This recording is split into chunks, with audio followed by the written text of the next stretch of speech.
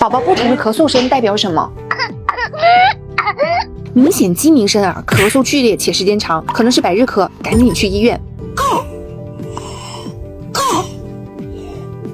犬吠声呢，很危险的，要是伴随这种情况啊，要赶紧就医。可能是天气干燥引起的干咳，问题不大，多喝热水就好。带痰的咳嗽啊，可能是呼吸道感染，得排痰。反反复复咳嗽，听着嘶哑还呼吸困难，要尽快去医院。